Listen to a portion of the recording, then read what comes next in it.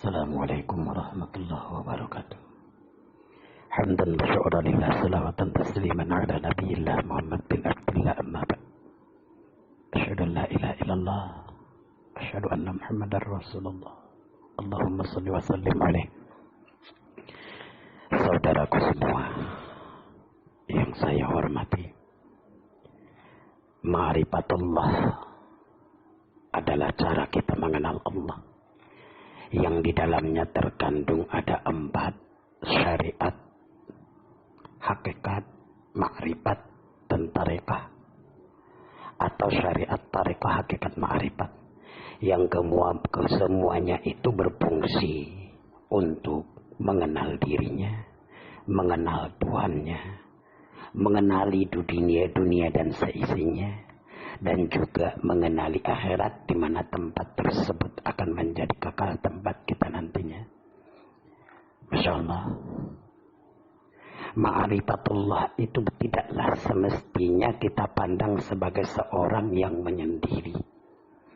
Ma'rifatullah itu memiliki ciri di mana dia adalah jalan sufi, yang hakikat cinta yang dia berikan itu adalah kepada Allah. Dia mengejar dunia, bekerja untuk dunia, itu bukan karena dia cinta dunia. Mencintai dunia itu wajar disebut dengan cinta mazazi. Tetapi tujuan dia mencari bahagia di dunia adalah yang hakikatnya itu untuk mencari cintanya Allah. Karena cinta yang subur akan menimbulkan kerinduan. Apapun yang dia lakukan adalah agar tidak putus cintanya kepada Allah. Melakukan kebaikan agar Allah dekat, agar Allah itu cinta, agar Allah itu benar-benar memandang dia dengan keridhaan. Dia bekerja untuk dunia, begitu juga wajar kita mencintai dunia, tetapi perbedaan cinta dunia dengan cinta kepada Allah adalah cinta kepada Allah adalah al-haq, hakikat sebenar-benar cinta. Sementara mencintai kepada selain Allah seperti cinta kepada anak, istri, jabatan, harta, pangkat, pergaulan, itu disebut dengan mazazi. Jadi teman-teman semua, Syed Al-Qushairi dalam kitab Risalah Al-Qushairi mengatakan bahwasanya untuk melaksanakan yang namanya untuk menjalani tarekah makrifah ini itu tidaklah segampang yang kita pikirkan. Kadang kita harus memiliki konsep jalan. Konsep jalan itu disebut dengan tarekah. Mulai daripada latihan-latihan atau yang disebut dengan riyadhah secara bertahap. Dan itu adalah fasenya. Kemudian setelah kita jalani, kita akan ditemukan dengan beberapa mokom atau hal. Mokom itu adalah tingkatan-tingkatan pencapaian dan keadaan yang kita terima di sana. Masya Allah.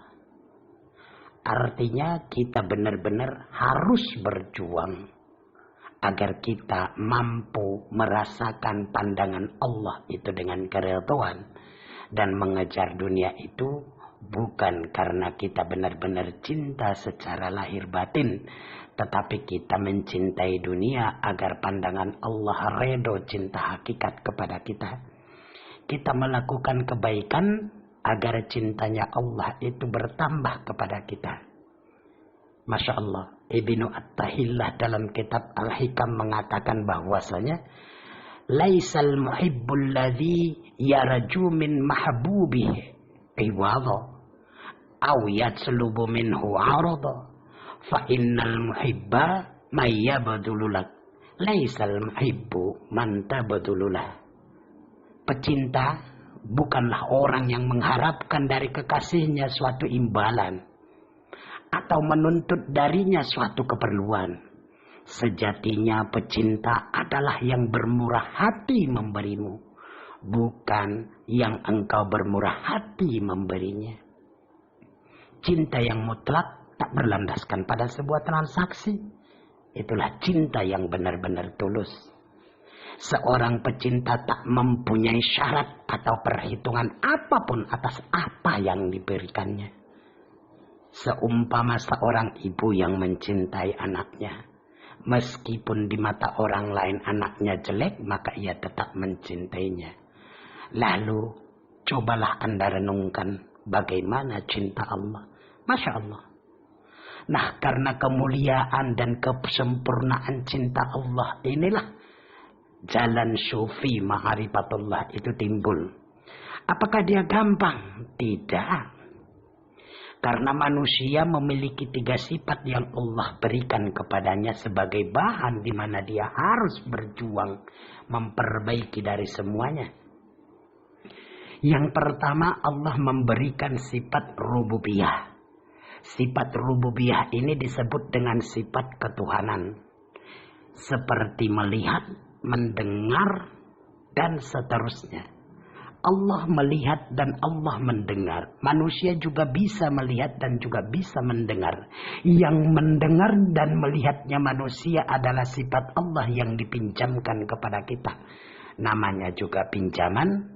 Ada saatnya diambil atau ada saatnya ditagih. A'udzubillahi minasyaitonirrajim. La in syakaratum la azidannakum wa la in kafartum inna 'adzabi lasyadid. Jika kamu bersyukur kata Allah, aku tambah. Jika kamu kufur, azabku sangat pedih. Maka syukuri apa yang sudah Allah berikan, Allah pinjamkan kepada kita. Agar yang diberikan tersebut menjadi satu karunia dan keberkahan. Dan Allah juga menjadikannya sebagai senjata kebaikan. Kalau kita ingkari dan ada kesombongan, maka di situ azab Allah menanti. Yang kedua adalah sifat insaniah atau sifat manusia ataupun disebut dengan sifat baharu. Contohnya makan, minum, tidur. Artinya sifat ini adalah sifat untuk menyempurnakan manusia sebagai khalifah di muka bumi.